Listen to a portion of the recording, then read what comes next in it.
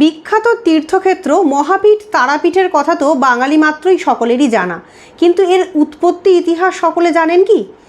একদা ঋষি বশিষ্ঠ সর্বপ্রথম জঙ্গলে তপস্যা করে এই তারামায়ের মূর্তি প্রতিষ্ঠা করেন। তার পূর্বে তিনি কিন্তু গমন করেছিলেন তিব্বতে, সেখানে দীর্ঘকাল তিনি তপস্যা করেন। পরবর্তীকালে সেখান থেকে দিব্যজ্ঞান লাভ করে তিনি পঞ্চমুণ্ডির আসনে বসে একটি মহান ক্ষেত্র অর্থাৎ মহাশ্মশানের মধ্যে এই তারামায়ের একটি প্রস্তর মূর্তি আবিষ্কার করেছিলেন। পরবর্তীকালে তিনি সেই স্থান ত্যাগ করে চলে যাওয়ার পর তারামায়ের সেই মূর্তিটি কিন্তু কালের গহ্বরে কোথায় যেন হারিয়ে যায়।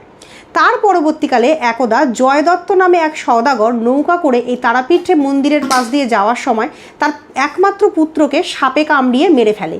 সেই মৃত পুত্রকে কোলে করে যখন জয়দত্ত তারাপীঠ সংলগ্ন একটি নদীর কুণ্ডের সামনে বসে হাহাকার করছেন, এমন সময় নদীর জল গায়ে লেগে সেই মৃত সন্তান ধীরে ধীরে প্রাণ ফিরে পেতে থাকে। জয়দত্ত বুঝতে পারেন এই স্থানটির নিশ্চয়ই কোনো মাহাত্ম্য রয়েছে। তার পরবর্তীকালে জয়দত্তকে স্বয়ং মা তারা স্বপ্নাদেশ দেন এবং তার মূর্তি পুনরায় খুঁজে পেয়ে সেখানে প্রতিষ্ঠা করতে বলেন। জয়দত্ত সেই কাজটি করে এবং সেখানে একটি ছোট মন্দির প্রতিষ্ঠা করে দেয়। তার পরবর্তীকালে নাটোরের রানী ভবানী সেই তারামায়ের মন্দিরটাকে বড় করে বর্তমানে যে মন্দির সেই মন্দির রূপে প্রতিষ্ঠা করতে সক্ষম হন।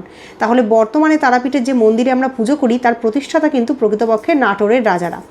এইখানেই মহান সাধক বামাখ্যাপা তার সাধনার দ্বারা এই স্থানকে আরও সমৃদ্ধ